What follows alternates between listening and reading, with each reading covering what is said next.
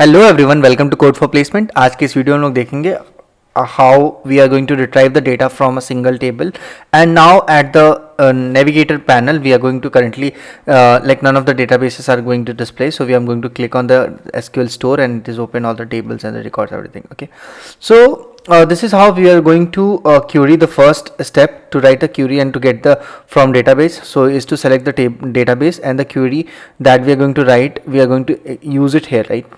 So basically we are going to this is a demo, so we are going to use SQL store, and in this demo we are going to use the SQL store database, and so we are going to type out the SQL store and now use the keyword use is a keyword of the SQL language, that is reason to display in the blue. So all the keyword will be displaying in the blue, and now the SQL is created a case sensitive language, and that means we can use uppercase or lower character, it does not really matter. Okay, so but at a best practice we should capitalize the SQL keyword and use lowercase character for anything else. Okay, so keywords should be always in capital letter, other things can be anything else. So this is the best practice. So let's go ahead and execute this query, and all right, look out the SQL store database right now. Okay, so what we are going to write it, display in the bold. So now mysql workbench we are going to double click, and I'm going to write this SQL like select customer ID first name, or instead of that I can use the SQL star as well. Okay, this star will give the entire detail of the column. Okay, so I'm going to write select star from the actual table name which I'm going to retrieve. Okay, so this is the table name which is customers. If I'm going to hit this query which is select star from customer, all the record from the customer table will be retrieved and displayed in the SQL workbench. Okay, so hope this is clear. So this is like it is saying that select is not a valid position, so if you need to close the upper query and then you have to go for the second query. So because it is not being terminated if you haven't have the like column. Okay, so now if I'm going to hit this one, execute the query which I have selected, we have the execution from here as well.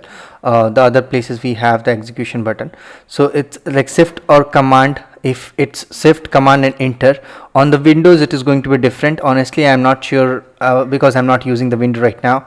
So I'm going to press shift, command and enter, and I'm going to execute this entire query. Okay, shift, command and enter. Okay, this is how my query will be executed in Mac. And you can use the filter and store data. For example, we can use while clause or where clause just to filter out, or with specific details. If I want, I can use the where clause. Customer ID, which is I'm going to write it 1, so we can get the expression like this, where customer ID is equal to 1, and now we can able to execute this query.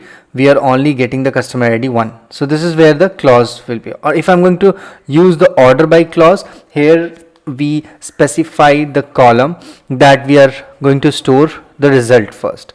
Okay, so let's say you want to sort the customers based on their first name, so you can write the order by, that's the first name, and they are going to give you the sorted list of the which is going to be order by first name. Okay, so order by does not really have any impact because we are having only one record here. So let me temporarily take out the where clause.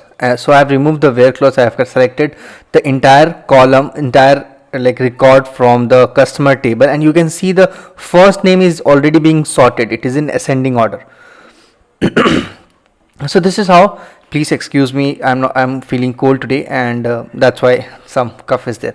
So yeah, so if I'm going to execute this, the order by details will be coming here, and that's how I'm going to, not using the where condition, I am also comment out the order by, and we can also comment out the from clause as well. So if I'm going to do select 1 or 2, so you can see I'm just getting a 1 or 2 as a grid, right? So in the same way, like in these columns we have these values, so all these clauses are optionals. Okay, but in the real world we are quite often use all of them, and now we need to understand in order of these clause matter. So always have select first, then you have from, then where, and finally order by. Okay, this is the order basically we need to maintain.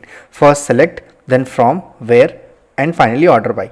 You cannot change the order of these clauses, where otherwise you will be getting a syntax error.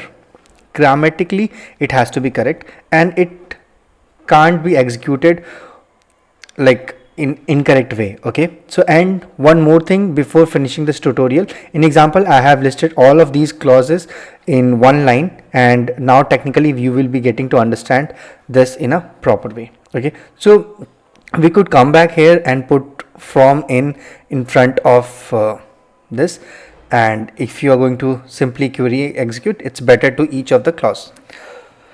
Thank you so much guys. Do subscribe to Code for Placement for more such videos, and stay tuned with us. Thank you.